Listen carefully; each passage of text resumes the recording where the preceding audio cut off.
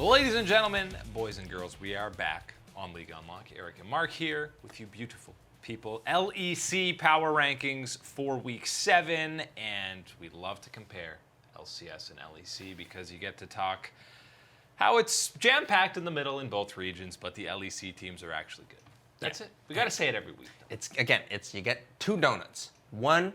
A lot of dessert references. You know what? I'm not going to say what the other one's filled with, but it's not filled with good stuff. But then the LEC is just filled with a wonderfully delicious strawberry jam. Strawberry jam. That's your go-to donut, huh? Not my go-to donut. I'm more of a chocolate dip type of guy. Yeah, but strawberry's not bad if it's the right jam in the middle. But the LEC, it is the right jam in the middle with a bunch of playoff squads and the 10-1 power rankings. The bottom 5, they might look a little bit familiar, probably because they're the same from last week. No changes here. I mean, Schalke gets a win against SK. Maybe they would have bounced up if they won that head-to-head. Vitality, despite having one less win, still looks more competitive on the Rift than SK. Yeah, you got to keep that bottom 3 consistent here the way things have been going. And yes, of course, Schalke does get that victory, keeping them there. But the real story, of course, in the LEC is all about 7 and upwards here, and especially talking about 7 and 6 because this is the battle here for these playoff positions. And yes, it is going to get really interesting knowing that Excel has the head-to-head over the Mad Lions. But oh boy, that schedule for the both of them is not exactly the easiest cakewalk here towards playoffs. Yeah, we've talked about both XL and Mad Lions remaining 4 games being... There's some G2, a couple of Origins, and some Fnatics in there. Just the squads you want to be going up against to make it into playoffs. If that's the situation, though, you absolutely want to be in Mad Lions' shoes, having that game in hand. I said before, they basically need to win 2 games, and they're pretty much guaranteed that final playoff spot unless Excel can somehow go 3-1 and pick up 2 wins against 2 of the top 3 teams in EU, which seems very unlikely, especially when they're still vying for seeding themselves and could finish as low as 4th or 5th maybe. But who you actually feel looks better on the Rift?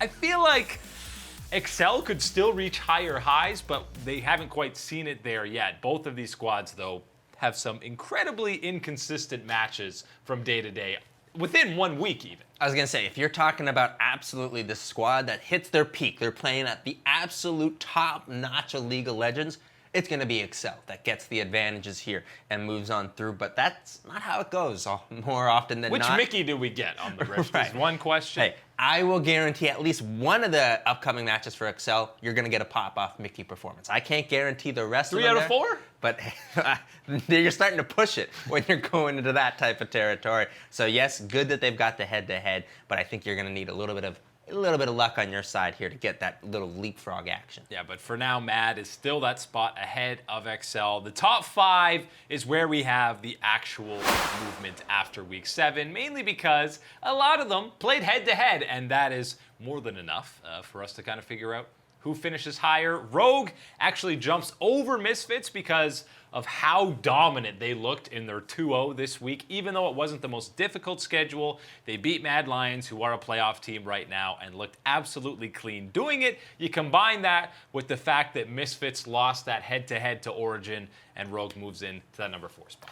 Yeah, Rogue slotting in at number 4 feels like a good spot for them to hold right now. And look, if they can keep improving, keep getting better here and, ironing out some of the communication things, that is what I think that Rogue can reach their potential here. But when you're looking towards that top 3, again, another little notch here above as far as the quality in the LEC. Yeah, and Origin couldn't beat G2, but bounced back to get that win against Misfits, and they looked pretty solid in that one. We finally got to see Nukeduck's champion pool is something we always talk about, and it feels like a lot of this split we've been seeing him on a Soraka or an Ornn. We finally got to see him on a late game carry in the Corki, and he looked great on it. Yeah, and look, it hasn't been as crazy as previous years we've seen from Nukeduck's champion pool. It's not quite it for playoffs, baby. It's not an ocean, but this is an Olympic-sized pool. It's not your normal kiddie pool. This is pretty good.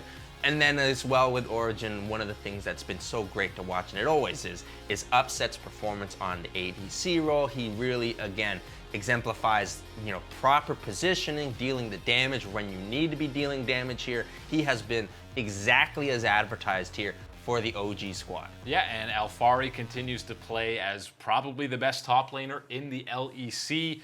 Maybe he's not the best Janna player in the LEC. Those honors go to Wonder definitely on the top side of the map. But Alfari looks great. Origin pretty clearly locked in for now as that third best team in Europe. Things can, of course, change over the final 4 games, but so far, I would say this roster has lived up to expectations. They haven't taken down the big boys in G2 yet, but even Fnatic was not up to the task this weekend. Match of ages, Fnatic versus G2, and because G2, I mean, they take down the second and third best team. Yeah, that's going to be enough to throw you back into that top spot. You remember, it's been a couple of weeks that we were talking about Fnatic as that best-looking team in the LEC, but G2 now takes it back after week 7. And that's kind of crazy because I still think if you play exactly to the way that your comp's conditions are supposed to be and perfectly execute, I think Fnatic is the best squad right now in the LEC, but how many times does that happen? Not very often. And the team that is able to capitalize on mistakes, the team that is able to adapt and overcome better than anybody that ever has in the history of League of Legends, that is G2 eSports, and they put it on full display here this past weekend and claim that top spot of the LEC. The good news for Fnatic, if we do get a best of 5 between these two, they'll remember to hit the blast cone. That too. And also, Janna top should be nerfed by the time playoffs roll around, so that shouldn't be something they have to deal with. It's kind of like, Wonder just seems like maybe that support in solo queue that's just finally had it. They've broken, they've lost it, they've gotten so tilted at their ADC partners they get paired up with.